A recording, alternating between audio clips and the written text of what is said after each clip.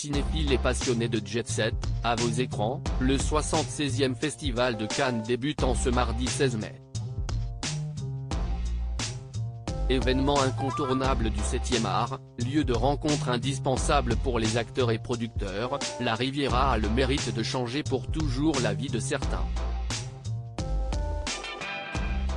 Ce fut le cas pour Grace Kelly, un jour de mai 1955.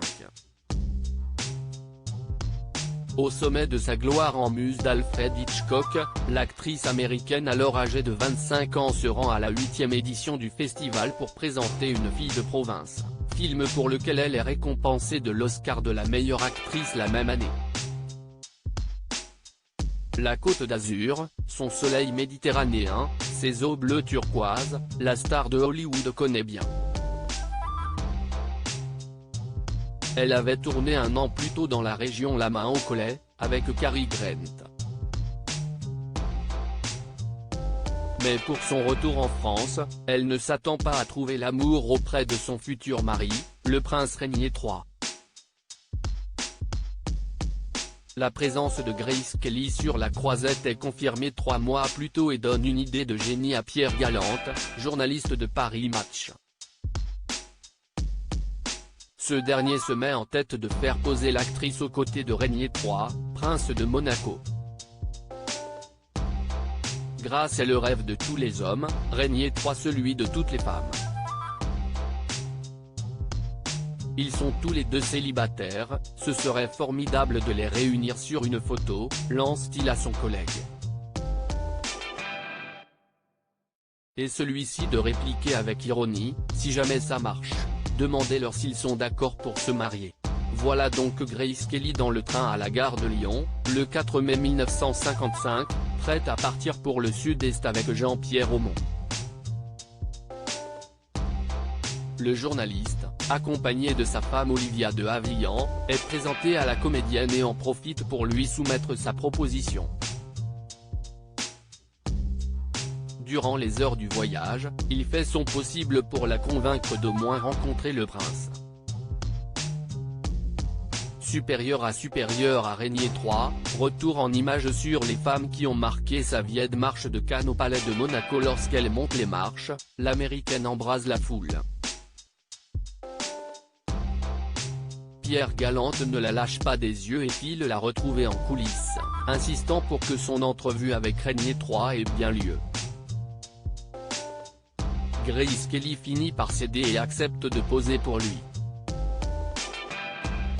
Le prince a été moins difficile à convaincre et ses équipes ont déjà fixé le jour et l'heure de leur rencontre. Les deux célibataires ont rendez-vous à 15 h au palais de Monaco, le 6 mai.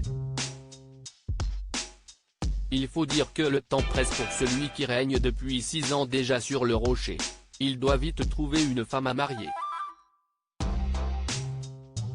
Et Grace Kelly coche toutes les cases, célébrissime, glamour, fille d'un milliardaire à l'éducation irréprochable, Grace est parfaite pour ce casting, écrit Paris Match en 2021.